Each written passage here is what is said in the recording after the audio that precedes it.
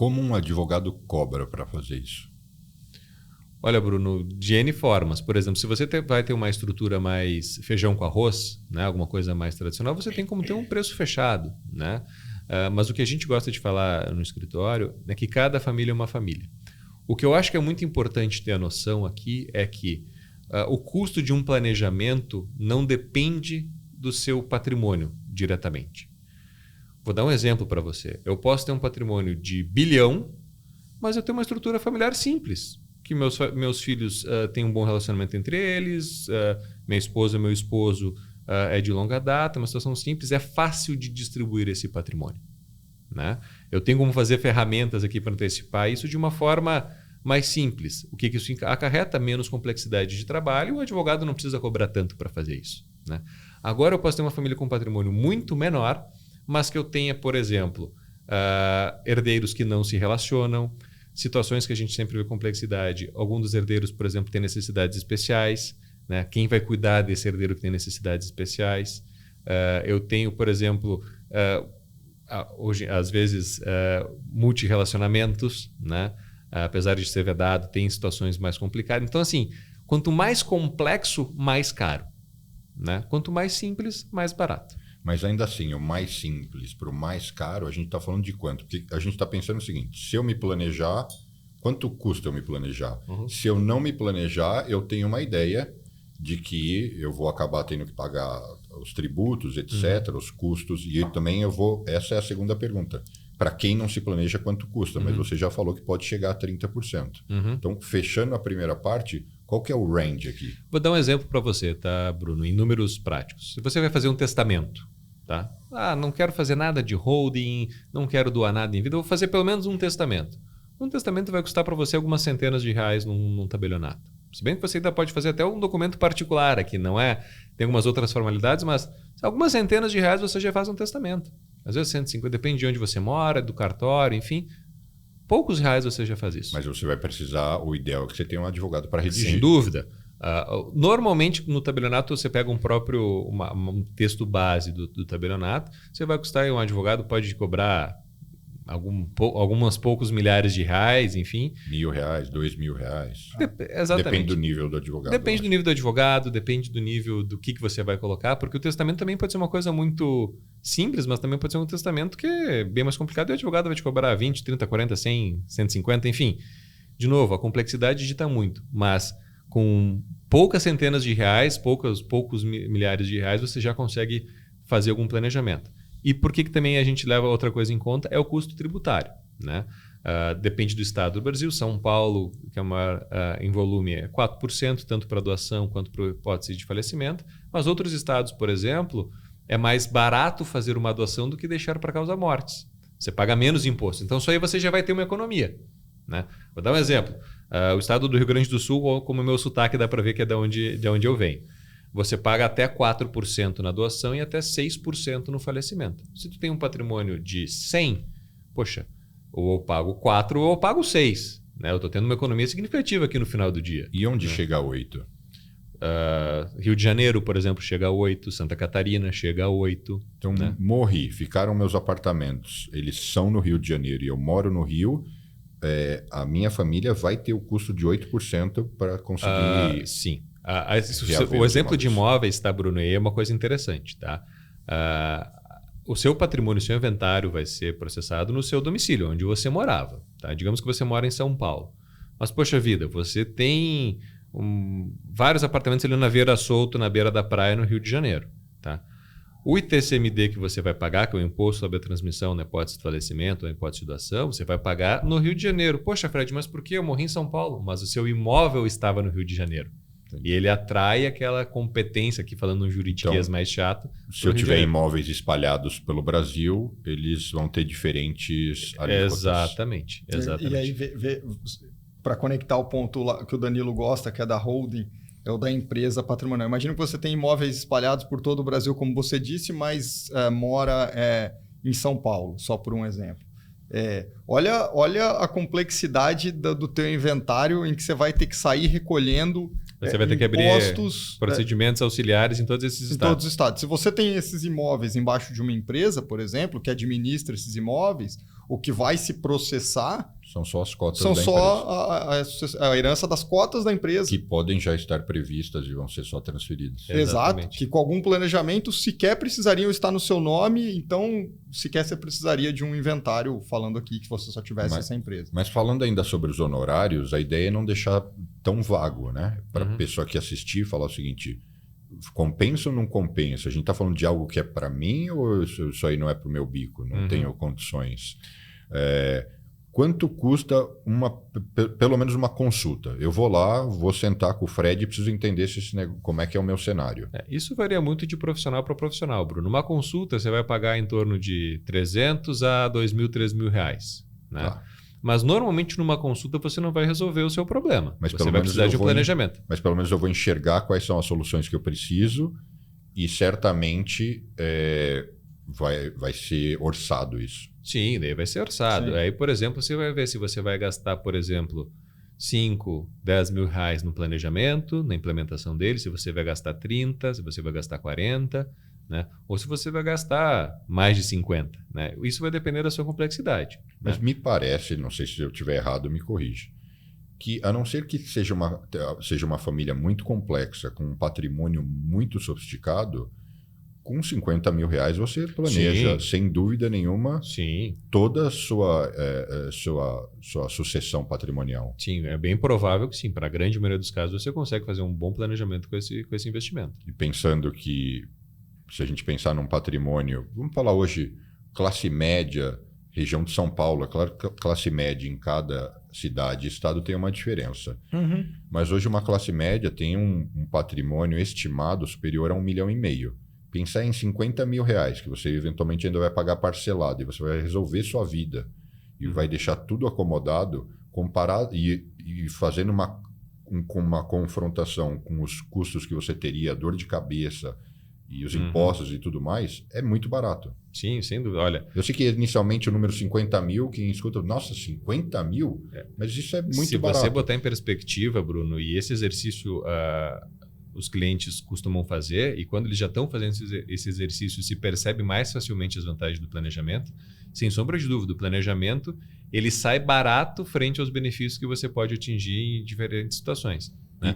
E certamente uma revisão, 10 anos depois, 15 anos depois, meu patrimônio cresceu, as coisas mudaram, eu tive um novo filho, mudei de esposa. Rever essa estrutura certamente vai ser mais simples. Provavelmente. E mais barato. Vou dar um exemplo que a gente está conversando aqui. Se você já tem 2 imóveis e criou uma holding, você teve que pagar o ITBI ali porque aquela holding ia ser imobiliária, você ia explorar esses imóveis, você pagou um cheque ali de 3%. Mas os novos imóveis que você comprar ao longo da vida, você já coloca para dentro da holding. Olha o que você economizou aqui para fazer esse planejamento com mais antecedência. A partir e a de revisão que momento... ali na frente, ela só vai ter um custo, né, Bruno, para responder a tua pergunta. A revisão lá na frente, ela só vai ter um custo relevante se de fato você tiver que fazer uma mudança por conta de alguma mudança no curso da tua vida, né? Porque daí você pode ter custos de registro, novos impostos, esse tipo de coisa. Mas a partir de que momento faz sentido eu ter uma empresa, que a gente chama de holding, mas a gente instituiu uma pessoa jurídica para arbitrar, organizar tudo isso. Se eu tiver um único apartamento, eu tenho 2 filhos, eu tenho um único apartamento que é onde a gente mora e tenho uma conta no banco, já faz sentido? Se onde você mora não faz sentido, Bruno. Você precisa necessariamente ter um segundo pelo imóvel. Pelo menos. Por quê? Porque o próprio, assim, até do ponto de vista de proteção de dívidas, enfim, um único imóvel onde você reside tem outras proteções dentro da lei brasileira, de ser um bem de família, enfim. Então não faz sentido eu colocar um único imóvel, que é o único bem imóvel da família, numa holding. Aí é excesso de cautela que às vezes até acaba sendo pela culatra o tiro. Né? Quando você já tem alguma coisa de imóveis, como o Giacomo disse, né? Aquele investidor que gosta do tijolo, né? Não gosta da bolsa. Ele gosta de botar dinheiro no imóvel. Poxa, você já tem ali um segundo imóvel, né? Ou poxa, tem a casa de praia ou a casa de serra e mais um imóvel de aluguel, né? Depois de um tempo comprou a sala do seu escritório, mas daqui a pouco vai alugar essa sala, aí já começa a fazer mais sentido. Comprei alguns terrenos, enfim, aí quando você começa a ter mais diversidade no investimento imobiliário é que tende a fazer mais sentido. E aí, embora não seja o foco da conversa, você mencionou um ponto que é super importante, que é a blindagem.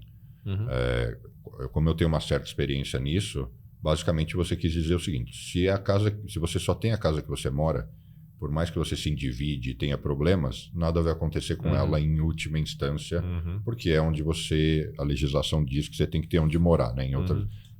Verbalizando de um jeito simples. Mas, se você tem mais ativos, isso não tem a ver com sucessão, mas não existe melhor saída que você ter uma pessoa jurídica. Sim, coordenando isso. Não, eu entendi seu ponto, Bruno. A proteção do seu patrimônio ela está super ligada à organização que você vai fazer com ele. Né? Nesse exemplo, poxa vida, por mais que nós sejamos pessoas que pagamos nossos impostos, seguimos todas as regras, enfim, as eventualidades acontecem, as dívidas podem surgir. Né? Poxa vida, eu tive um ano mal no trabalho, acumulei dívidas, aquela bola de neve foi crescendo, me desorganizei. O que vai acontecer com o meu patrimônio? Vou perder minha casa? Vou perder meu teto? Né? Ou outro exemplo, tenho a minha padaria, né? 3 padeiros que se queimaram feio, se acidentaram nos fornos assando os pães. Né? Poxa, a empresa não teve dinheiro suficiente, se provou ali que o dono da padaria estava sendo negligente, que o forno precisava de manutenção, não tinha manutenção, vou acabar tendo que pagar isso do meu patrimônio. Então, organizar o patrimônio dentro de estruturas empresárias, enfim, ou já ir passando o patrimônio ao longo da vida para os herdeiros, tende a ajudar nessa proteção. Claro, sempre desde que possível. Né? Eu não vou tentar fazer isso como forma de evadir de uma obrigação que eu tenha constituído. Né? Eu não vou, já estão me cobrando, já tenho a dívida, eu vou só querer disfarçar esse patrimônio aqui. Né? E uma outra coisa interessante, agora que eu toquei no ponto da padaria, de novo, que o Danilo trouxe, algo bem importante também na organização e no planejamento, Bruno, não é só a questão patrimonial pura e simples, mas é saber de como que as coisas vão seguir andando. Vou dar um exemplo. Um exemplo de um planejamento mal feito, da importância de se planejar da forma adequada. Digamos que, esse mesmo exemplo do Danilo, o padeiro tinha só ele a receita e deixou guardada num cofre essa receita. Faleceu, cara, tem que fazer pão no dia seguinte que ele faleceu. Cadê a receita? Tá no cofre. Quem é que vai abrir o cofre? O padeiro morreu.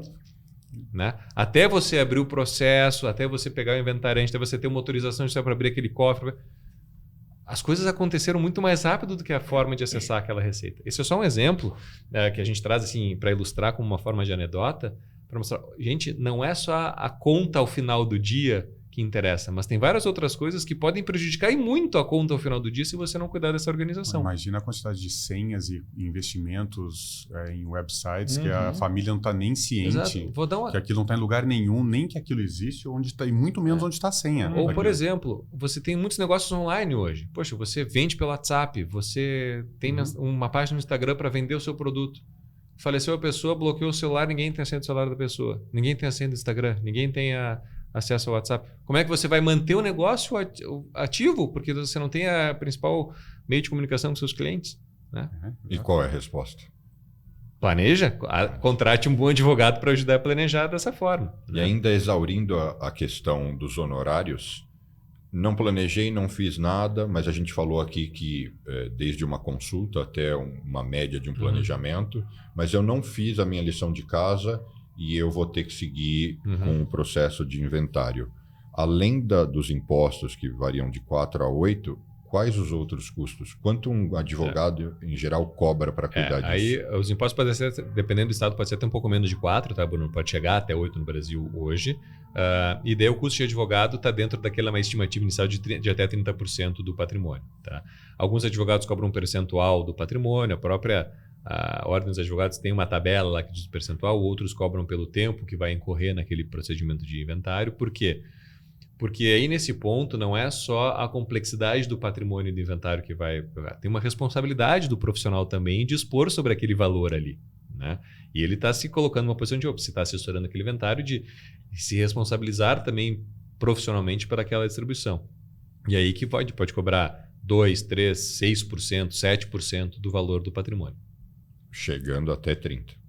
30, o custo de 30 a gente fala, Bruno, é um custo chamado de honorários, taxas, emolumentos, impostos, porque os impostos a gente está falando sobre o patrimônio do falecido, mas às vezes daí um herdeiro recebe mais que o outro, essa diferença tem que ser coberta também por um pagamento do imposto. Né? Para acessar o judiciário, vai ter os custos do processo. Se processa no judiciário, tem uma as custas judiciais, né? Então, assim, eu acho que é muito importante, Bruno, até nessa questão de honorários, né? E aí, para compor o custo, né? Acho que a tua ideia aqui é compor o custo desse negócio. Acho que é interessante as pessoas saberem que no Brasil, né, a gente tem um órgão que regulamenta, né, a profissão, que é a OAB, e a OAB tem uma série de cuidados, né, com proteger as pessoas também, para que elas tenham acesso ao judiciário. Como elas precisam acessar o judiciário usando um advogado obrigatoriamente, a OAB toma um cuidado para que essas pessoas sejam bem assistidas, né? Então, o que a gente sempre diz, assim, acho que numa pessoa que está em dúvida sobre o seu relacionamento com o seu advogado, ou os honorários que estão sendo cobertos, ela pode procurar, inclusive, a OAB. A OAB tem uma série de regras, tá? De como se pode cobrar honorários, os valores mínimos. Valor máximo eu não vou dizer que não existe, porque você pode ter vários tipos de advocacia, como disse o Fred, problemas mais complexos, mais simples, então a OAB não coloca aqui um valor máximo, mas as pessoas podem ter acesso lá a valores mínimos sobre os advogados, informações sobre os advogados. Eu quero consultar um advogado de família, não conheço nenhum. Vá à OAB, você vai encontrar registros, ela pode te indicar um defensor público para você ter um primeiro papo. Tem uma série de caminhos para você se planejar, inclusive consultando um advogado ou sem gastar muito, olhando as informações disponíveis pelo órgão que regulamenta a profissão, entendeu? Acho que isso é muito legal, assim, do ponto de vista... claro que a regulamentação, a gente tende a achar que a regulamentação sempre nos trava, mas acho que para quem também tem que ter acesso àquilo com um certo medo, ter um órgão regulamentando protege. Eu aconselho as pessoas a procurarem informações e pedir indicações de advogados lá e tudo mais.